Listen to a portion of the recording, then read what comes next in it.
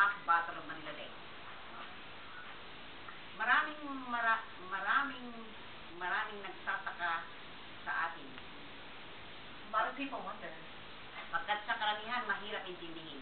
For others, it is hard to understand. Tayo rin nakipaghamok para maangkin. We fought so that we could achieve kalayaang sinupil ng mga banyagang sakim. The freedom that was taken from us by foreign occupiers. Noong unang panahon, ninunong mga palad. And way back then, with our blessed ancestors, malaya sa lahat sa kasaysayan di pala. We were free in history. We're rich. We were rich. Very deep Tagalog. Sorry.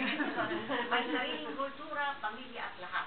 We had our own culture, and families, and everything. Pagkilala sa bathala sa kalikasan ay sapat. We recognized the one above and nature. We were faithful to nature. May sariling wika, may alpabetong alibaka. We had our own language. We had our own alphabet.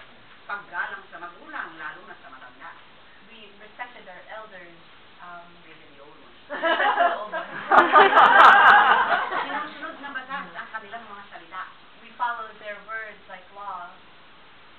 Nabatay sa karanasan, kasaysayang may nakila. Based on the experience, history that Great history. history that's great. Ating katahimikan ay biglang nagambala. Our quiet and peace was suddenly disturbed Pagdating ng mga mananakop na mga Kastila, when the Spanish came, the Spanish conquerors, kanilang paratang na Diyos tayo raw ay wala. and they said that we had no God, Dapat yakapin daw ng matubusang kaluluwa. and so we should embrace their God so that our souls could be saved. Binago ang lahat, pati ating mga pangalan, They changed even our names, pamahalaan, kultura, at ating kaisipan. our government, our culture, and even the way we thought. Itinuro ang Kastila, naging bago nating wika. They taught us Spanish and our language became different. Inangkin ang lahat, sinakmal ating mga lupa. And they took everything and even our land. Simbahang Katoliko naging makapangyarihan. And the church became powerful, the Catholic Church. Hawak sa leeg lahat ng mga nasa pamahalaan. And they had everybody by the neck, the scruff of the neck, even those in the government. Pag-aabuso'y umiral, naghari sa lahat ng larangan. They exploited in all fields, Corruption in all fields. na parang cancer na kumalat sa buong katawan. It was like cancer that spread throughout the body. Nang di na makatiis ang ating mga bayani, And when they could not take it anymore, when when our heroes could not take it anymore, sinimulan ng kilusan ng masagip ang lahi. they started the movement so that we could save our faith. Nagbuhay silang buhay at tabak ang pinili. They offered their lives and they back na pinili. And they you know The act. no, it's a big bolo. Look up arms. Lakas, tapang, at pag-asa sa KKK sila sumaki. The strength and courage, and they put their hopes on the Katipunan. KKK, not like the white people. Katipunan is kataas-taasang, kagalang-galangang katipunan ng mga anak ng bayan, meaning the highest respectful organization of the children of the land. That's the meaning of the KKK. Sa lakas ng baril at kanyon ng mga Kastila, Because of the strength of the guns and cannons of the Spanish, mahirap labanan ang lumilipad ng mga bala. it was hard to fight bullets that were flying. Kaya't kailangan ang tulong ng isang banyaga And so we needed the help of another foreigner. na sa akala natin ay kaibigang tunay And we talaga. thought they were real friends. They thought they were true friends. Si General Aguinaldo lihim na nakipagkita General Aguinaldo secretly met kay General Dewey sa Hong Kong pumunta. with General Dewey, who went to Hong Kong. Sila'y nagkasundo sa balak ng pagbaplano They agreed and planned nang magtagumpay ang kanilang pagsaklolo. so that the help could succeed.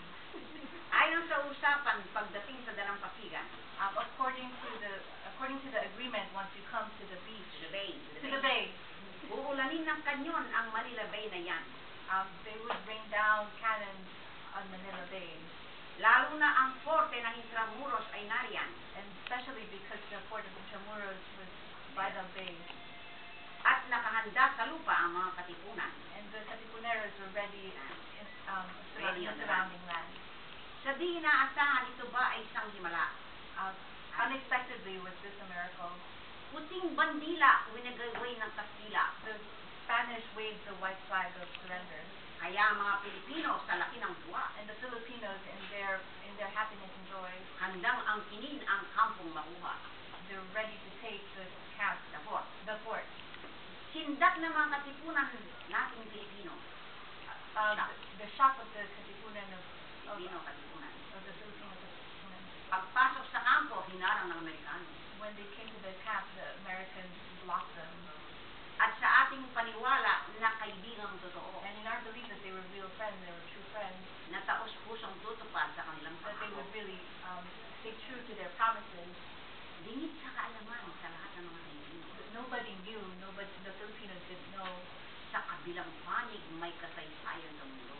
In the other side of the world, there was history happening. Pirmahan sa Paris ng Kastila at mga Amerikano. The Treaty of Paris was signed by the Americans and the Spanish. Tayo pala ay binenta, buong bansang Pilipino. We were sold, the whole country was sold. Sa pangyayaring ito ay napakalaking insulto.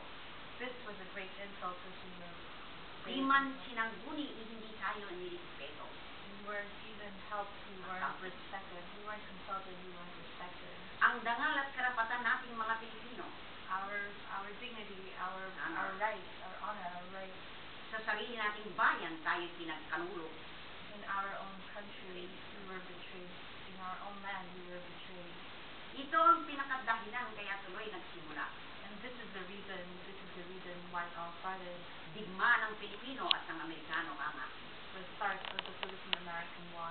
Heto na si Puting, hinamon si Leon talaga. And here is the kitten challenging the lion Nang may pagtanggol, dangal na napakahalaga. to be able to defend our honor. That's so important. Sa madalit salita tayo ay sumuko. In other words, we gave up. Sa lakas ni Leon, si Puting, sinubo. In the strength of the lion, the kitten was defeated. Naghari na naman ang bagong amo. And now a new owner, a new conqueror has come, Sumali sa sayaw ang lahat ng Pilipino. and all the Filipinos joined in the dance. Kaya ang bayan ni Balagtas at ni Batute, And this is why the advice of Balagtas and the people, our famous poet in the Philippines, mag-ingat ka sana sa pagpili ng suwerte. be careful how you choose your luck. Sa akala mo minsan ikaw ay umabante, When you think you have advanced, nang matuklasan mo ikaw pala'y nalugi. and you discover that you're actually Lost. actually lost. Pag sinalubong kang may ngiti sa labi, If they greet you with smiles on their faces, mabubulaklak na salita ang namumutaw. flowery words that come out from the mouth, Baka ka mahulog sa bitag ng pagkukunwari. you might fall into the trap of deception. Sa tiwaling pakay at makasariling ngiti. Crooked Intention and self-interest, crooked intention and self-interest. Sa tulong ng edukasyon, dala ng Amerika, With the help of education that America has brought, pinaglaban ang kalayaan sa batas at luma, we fought for our rights. independence, We fought for independence through the writing and law. through law and the pen, the law and the pen. Ika-4 ng Hulyo, ito ay kanilang itinalaga And the 4th of July, they said we were free na ipagdiwang taon-taon para mga tupa. to celebrate every year like Shusi. Subalit pinalitan natin sa ika-2 ng Hunyo, We changed it. We said it was on the 12th of June.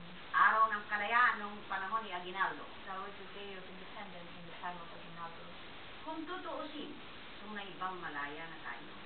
But to think about it, are we really free? Tanungin ang sarili.